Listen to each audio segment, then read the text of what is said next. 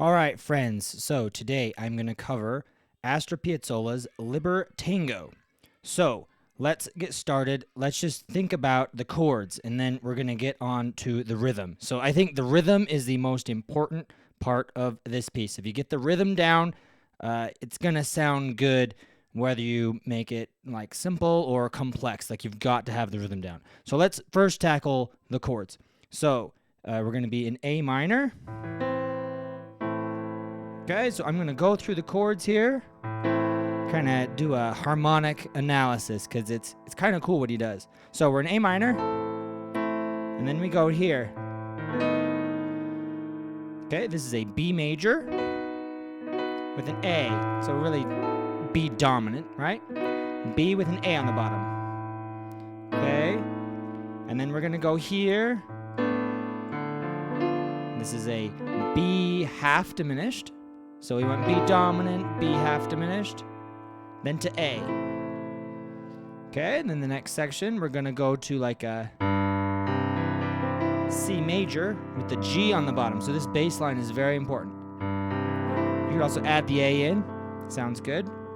So C chord in second inversion, right? With the G on the bottom.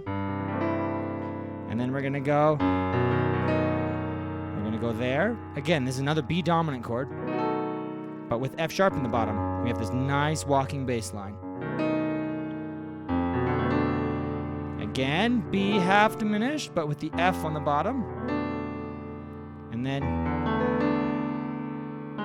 we resolve to the 5 chord, or E dominant. Okay, and that's the A section.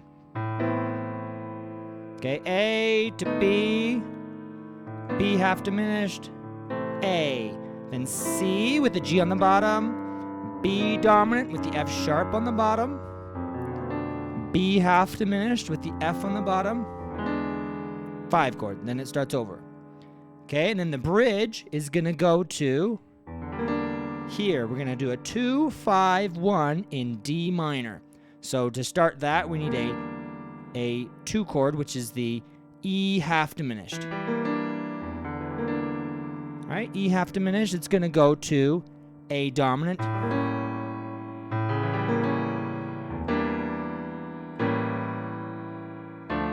Okay, and then so I like to do a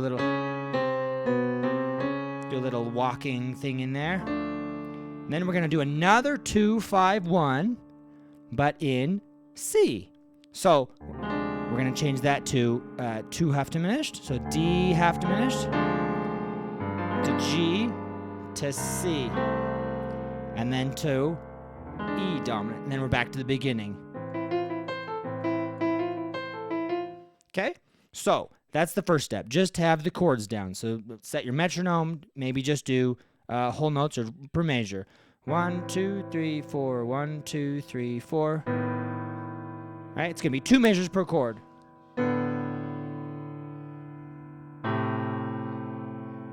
Okay, and then you got it. So you can practice that, set the metronome and do 1 chord for every 2 measures, or 8 counts, I guess. Okay, the next thing you want to do is we got to get this rhythm down really good. So what you're going to do is pick like a 2 measure pattern. So that's how this kind of Latin music works. You're going to pick a 2 measure repeating pattern, and it's going to usually have some kind of syncopation, and then it's going to get out of that syncopation. So it's going to be like on the beat, off the beat kind of thing, rotating back and forth. So I got this pattern from listening to the recording of Piazzola and Yo-Yo Ma. You can find it on YouTube. So the pattern the pianist plays there, and some of the members of the group riff off of, it's going to be this rhythm. 1, 2, 3, 4. 1, 2, 3, 4. So the first measure, it's going to be on the and of 2. 1, 2, and 3, 4. And on 4, then 1, 2, 3, 4. So that's the kind of pattern I'm going to do it. So it really helps, and I know it's hard, but you're going to count out loud while you play, or you can set a metronome, but I really think this kind of internal sense of time where you count out loud and then you play it, you can get it like really locked in. You really understand where everything falls, because it's not going to get any easier once you add in the right hand. Like, things are going to get all out of whack. So let's just do these chords with that pattern. So you're going to count out loud. And I just like to do the main beat. So 1, 2, 3, 4, 1, 2, 3, 4. So it's going to be a 2-measure pattern. We're going to do that same rhythm for the whole form of the piece. So it's going to look like this. 1, 2, 3, 4, 1, 2, 3, 4. 1, 2, 3, 4, 1, 2, 3, 4, 1, 2, 3, 4, 1, 2, 3, 4, 1, 2, 3, 4, 1, 2, 3, 4, 2, 3, 4, 1, 2, 3, 4, 2, 3, 4, 1, 2, 3, 4, 1, 2, 3, 4, 1, 2, 3, 4, 1, 2, 3, 4, 1, 2, 3, 4, 1, 2, 3, 4, 1, 2, 3, 4. So yeah, the cadence at the end, the rhythm usually changes a little bit there, so you can play it more straight on the beat. It kind of signifies the form, right? A turnaround or something. So that's the gist of it. Make sure you can count out loud and get that, because the next part, it's not going to be any easier. Okay, so once you've got that, now the trick is to get this thing.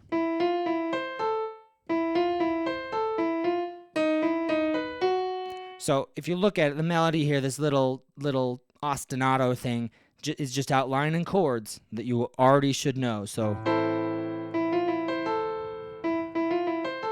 right, A, right here, B,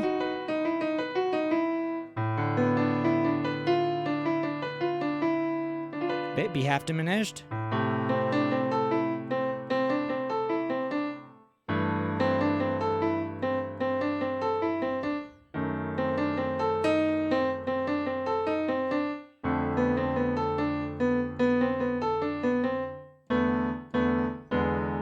okay, and I'm playing these tenths here, so you can cheat if you need to. You could maybe bring it into an octave. That also sounds good. I like this sound, so if you can get it, do it, but like, don't stress. Everybody's hands, you know, are different. Because you can fill in other stuff in the right hand if you need to, or just shorten it. Yeah, so don't stress about that. I like these tenths, especially down here. But if you can't reach it, you could do that. You know, you could find some other thing that works. The main thing is make sure that bass note is, you know, walking down. That bass note shouldn't change. The other notes are, you know, can be variable. Okay, so we've got that little riff thing. We've got the left hand. Now the trick is to play that rhythm that we practiced. 1, 2, 3, 4, 1, 2, 3, 4. With this, the right hand. So maybe practice the right hand by itself, counting out loud. 1, 2, 3, 4, 1, 2, 3, 4, 1, 2, 3, 4, 1, 2, 3, 4, 1, 2, 3, 4, 1, 2, 3, 4. Okay, that might be tricky too. Okay, but the thing is, if you can count out loud and do the right hand, and count out loud and do the left hand, putting them together should be not so bad. So 1, 2, 3, 4, 2, 3, 4, 1, 2, 3, 4, 1, 2, 3, 4.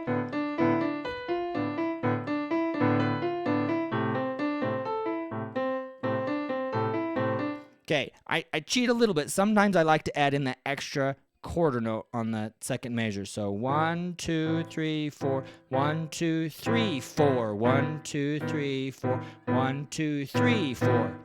So adding that extra quarter note. So you can leave it or not. So that's what I would practice, getting that. And like I had to practice that too when I do these kind of tricky interlocking rhythms. But that's where the magic happens. Like, the magic's not going to happen like if you play it really fast or you're playing lots of cool licks. The magic's going to happen where that rhythm really locks in place. So that's what makes this genre of music really work. That rhythm really needs to lock in, especially if you're playing it with a group. Like if you don't have a really rock solid rhythm and you have someone playing up on the melody, or you have like some drums or something, like it's gonna be a train wreck. So really get that rhythm right. You know, work with the metronome, especially count out loud. I find that works way better than even the metronome. because the metronome's kind of like this external force that's kind of like going to impose this rhythm on you. Okay, so there's that. There's also this melody thing you can do.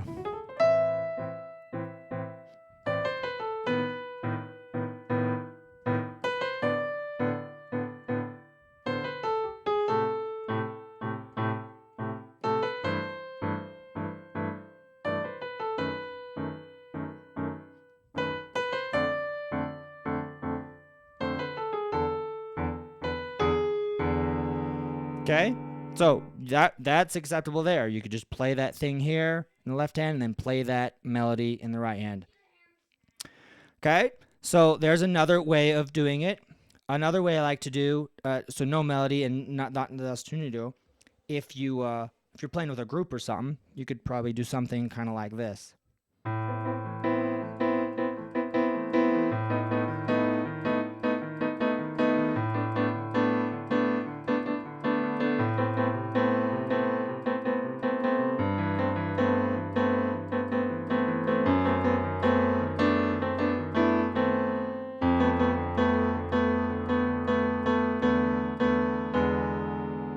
So the idea is you kind of pick a 2 measure pattern and then be really consistent with it. 1, 2, 3, 4.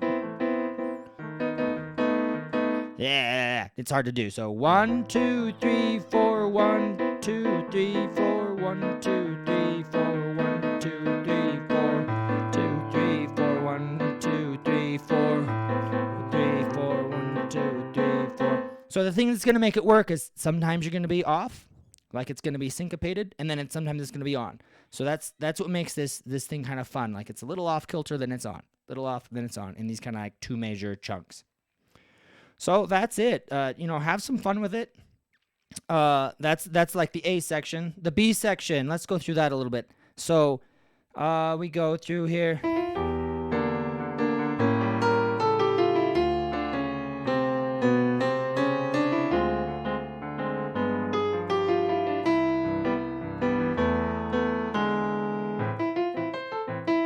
Okay, so what did I do there?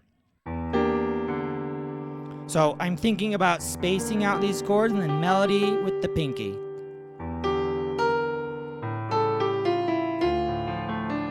Then you need some kind of filler here. And so Piazzola really likes to do these like chromatic kind of filler things. And then again, it's going to be syncopated. Da da da da da da da da da. Off, off, off, off, da da da. And then you're going to come back on. Then you're going to do the same thing.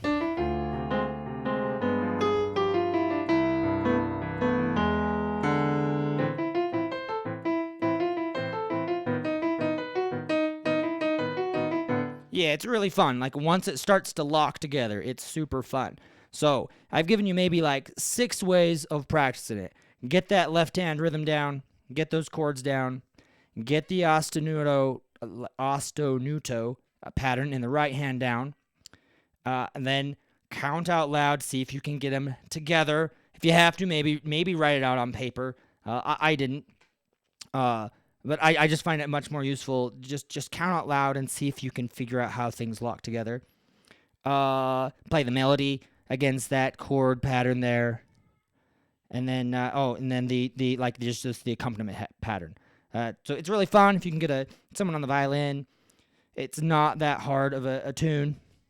Someone on the violin or something else to play, and they can play some of those riffs with you, and it's a really fun kind of groovy thing you can do on the piano. Anyway, have fun with it, and happy practicing.